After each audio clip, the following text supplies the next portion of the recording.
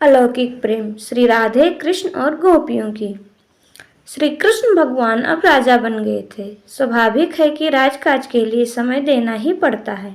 स्वयं भगवान ही जिन्हें राजा के रूप में मिल गए हों, उनकी प्रसन्नता की कोई सीमा होगी। द्वारिका पूरे दिन भर उन्हें घेरे रहते थे। जो एक बार दर्शन कर लेता वह तो जाने का नाम ही नहीं लेता। बार बार आता, प्रभु मना कैसे करें और क्यों करें। ब्रज से दूर श्री कृष्ण हमेशा अकेलापन महसूस करते। उन्हें गोकुल और ब्रज हमेशा याद आता। जिस भी ब्रजवासी के मन में अपने लल्ला से मिलने की तीव्र इच्छा होती, श्री कृष्ण उन्हें स्वप्न में दर्शन दे देते।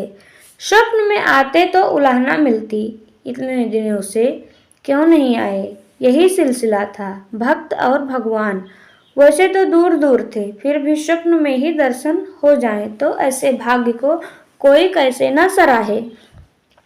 श्री कृष्ण से विरह से सबसे ज्यादा व्याकुल तो राधा जी थीं।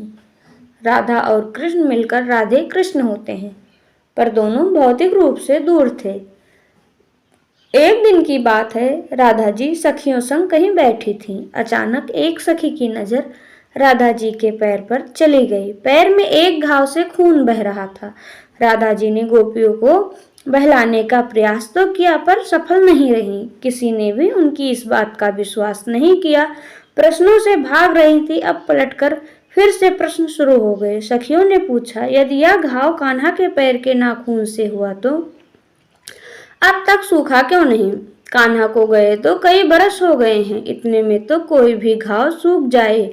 देखो, कुछ छुपाओ मत, हमसे छुपा न सकोगे। आज नहीं तो कल पता तो चल ही जाएगा, सो अच्छा है कि आज ही बता दो। राधा जी समझ गईं कि सखियों को आधी बात बताकर बहलाया नहीं जा सकता। वह तो अपने कन्हैया से आज ही स्वप्न में पूछ लेंगी, बात तो खुल ही जाएगी, इसलिए बात को बता ही देना चाहिए। राधा जी बोली, घाव सूखता तो तब ना जब मैं इसे सूखने देती। मैं रोज इसे कुरेद कर हरा कर देती हूँ। सखियों की तो आंख फटी रह गई। ये सुनकर राधा जी घाव को हरा कर रही हैं, यह तो बड़ी विचित्र बात हुई। सबके चेहरे पर एक साथ कई भाव आ गए। अब राधा जी से फिर से प्रश्नों की झड़ी लगने वाली थी। इससे पहले कि कोई कुछ कहे, राधा जी ने ही बात पूरी कर दी। राधा जी के पैर में चोट लगी है, घाव से खून बह रहा है। सभी चिंतित हो गए कि उन्हें यह चोट कैसे लगी भी तो किसी को पता क्यों न चली। सबने राधा जी से पूछा कि यह चोट कैसे लगी। राधा जी ने बात टालनी चाहिए, अब यह तो इंसानी प्रवृत्ति है।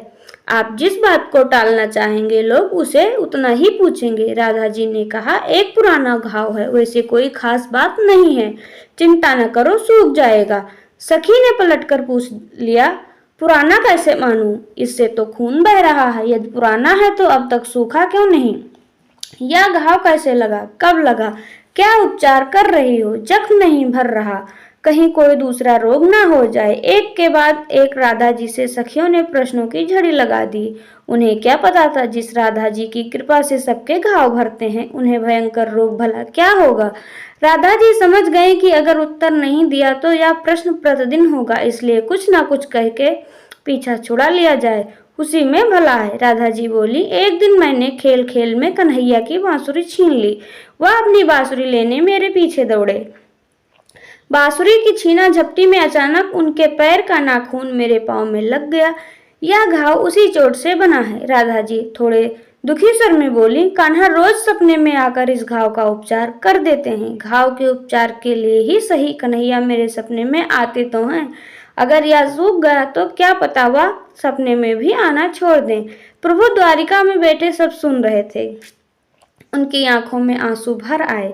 वहीं पास में उद्धव जी बैठे थे। उन्होंने प्रभु की आंखों से छलकते आंसू देख लिए। उद्धव जी हैरान परेशान हो गए। सबके आंसू दूर करने वाले श्री कृष्ण रो रहे हैं। क्या यह हो रहा है, कौन सा अनिष्ट देख लिया, कौन सा अनिष्ट घटित होने वाला है। उद्धव जी चाह तो नहीं रहे थे कि प्रभु की नितांत निजी बात में हस्तक्षेप करें, पर कौतूहल भी तो है। उद्धव जी स्वयं को रोक ना ही पाए। उन्होंने श्री कृष्ण के आंसू का कारण पूछ ही लिया। भगवान ने भी अपने सखा उद्धव से कुछ न छुपाया, सारी बात साफ साफ बता दी। उद्धव को यकीन नहीं हुआ कि ब्रजवासी श्री कृष्ण से इतना प्रेम करते हैं। भगवान नित्य उन्हें सपने में जाते हैं, उनके उलाने देते हैं, उनका उपचार करते हैं। इतनी फुर्सत कहाँ है इन्हें? यह सब भाव उद्धव के मन में आ रहे थे। भगवान उद्धव की शंका टाड़ गए। उन्होंने उद्धव से कहा, उद्धव आप तो परम ज्ञानी हैं, किसी को भी अपने वचन से संतुष्ट कर सकते हैं। मेरे जाने से पहले आप एक बार ब्रज हो आइए। ब्रजवासियों को अपनी वाणी से मेरी व्यवस्था के बारे में समझाकर शांत करिए, उसके बाद मैं जाऊंगा। उद्धव ब्रज गए। उन्हें गर्व था कि वह ज्ञानी हैं और किसी को भी अपनी बातों से समझा लेंगे। चिकनी चुपड़ी बातों से गोपियों को समझाने की कोशिश की। गोपियों ने इतनी खिंचाई कि सारा ज्ञान धरा का धरा रह गया।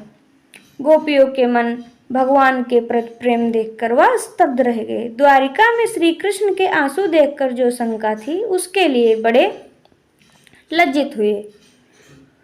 गोपियों ने श्री कृष्ण से अपने प्रेम भाव का वर्णन शुरू किया तो उद्धव की आंखें स्वयं झरझरा कर बहने लगी।